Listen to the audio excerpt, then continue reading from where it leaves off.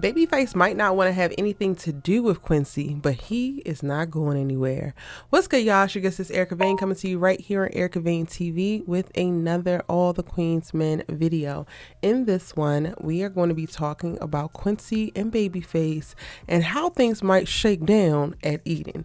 If you're new here, hit that subscribe button and turn on your bell notification so you don't miss out on any of my All the Queens Men content and conversations. We are currently still in the mid-season hiatus for season 4. However, the show should be returning sooner rather than later, and I wanted to go ahead and talk about some of the storylines that we are seeing play out and some of my predictions for them.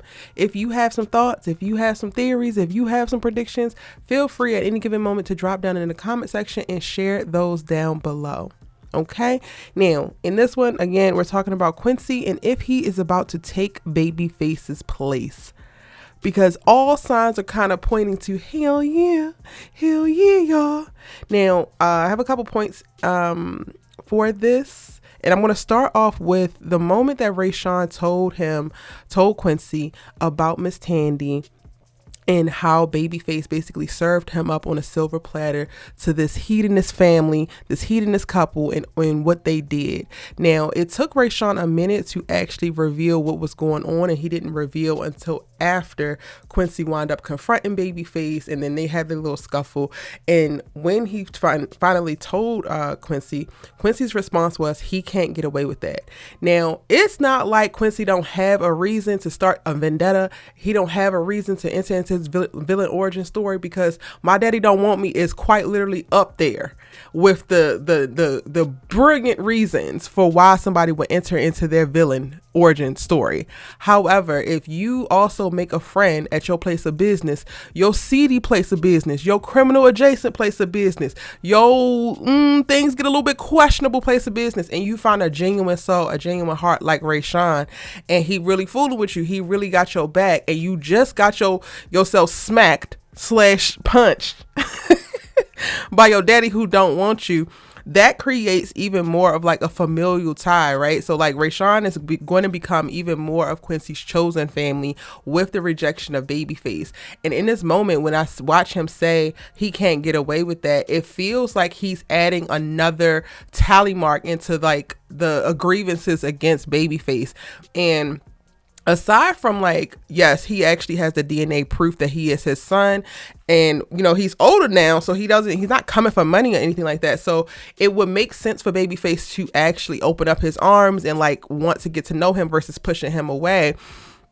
With him choosing not to, without having to have some type of financial obligation, without Quincy really asking for anything other than acknowledgement, honestly, Babyface is making it this way. Like, he is pushing this boy to his limits. He's pushing this boy's ego. He's pushing this boy to want to push back specifically for respect.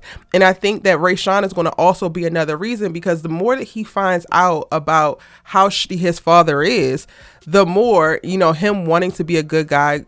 To me, Quincy has presented like, oh, I think I'm a good guy. I'm here to make my money. I'm here to let the girls enjoy me and do my job very, very well. I seem like a quote unquote good guy. Oh, I got to go against the bad guy, and my father happens to be the villain. And if I can stick it to him for not wanting to be my father in the meantime, in between time, then all right, we're going to go ahead and do it, right? So like, I think that is like up there. To me, the moment when he said he can't get away with that, it was more than just about, oh, he can't get away with what he did to Rayshawn. He also can't get away with abandoning me right now, abandoning me for the second time in my life, right? You were not there all throughout me growing up, and then now I come and I just want to have a relationship with you, or just want to know you, and you abandon me again. Yeah, he can't get away with that. Now, the next one I want to point out is how Madam talks about when Babyface comes to Madam, and says, I'm having a problem with Quincy. He's starting trouble. Madam goes ahead and points out he's bringing in more money than you. He's already booked out for VIP this whole weekend. You've been slipping. I've been telling you about that damn Ben Gay on your knees for forever now. You are not actually in a position to give me any type of ultimatums to say anything untoward. Only thing that you should be worried about is oiling up them damn knees and making some more dollars. First of all, the fact that he actually felt the need to go to step to Madam like this, like, Babyface very much so he knows that you cannot give Madam an ultimatum. However, because he's in his ego, because he's feeling like he needs to defend himself, because he's feeling like, the ground might be slipping from under him, he's going to do some uncharacteristic things or some stupid things, even though he knows better. So that part actually makes sense. But him actually going along and actually bringing it to Madam, and then Madam turned around and letting him know, like, yeah, you're not who you think you are. You might have been him 6 months ago, but you're not him anymore. So you might want to pipe down, get back to work, because you could be replaceable. And while she didn't say all of those things, that's very much so what it gave. And telling that boy he's not making no money, which that is your benefit there. Like, yes, you can go ahead on a mission and try to kill El Fuego on command.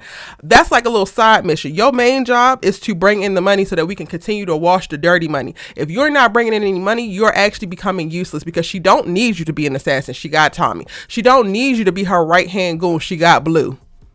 If you're not making no money, if your knees is going to stop working, Babyface, then your ass can go. And then the icing on the cake is that I already have your replacement, because the girls already love this man.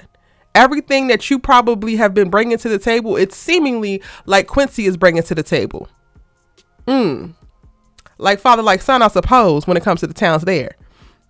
Now, this is something that's going to be working in the background that Quincy, I don't even think really understands, because again, when we see Quincy, he really just loved getting this money and he loved the attention from the ladies. He's really just here to do his job. And a perk from that is that he is climbing to the top of the highest earners really quickly, because he's just into it. So he's going to be getting his lick back on Babyface intentionally and unintentionally moving forward. I really believe that. Now, the other thing I want to point out is that Face told him that they should continue not knowing one another. And I think that specifically is something that,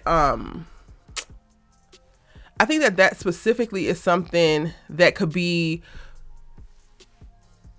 hate inducing. I don't even know. I was trying to find some other words, but like hate inducing, because like it's the audacity for him to look him in the face and say, let's go back to pretending like we don't know each other. How can you do that after you have all of this information now? That actually makes no sense. That actually is quite diabolical. And you swung on him and didn't apologize for it.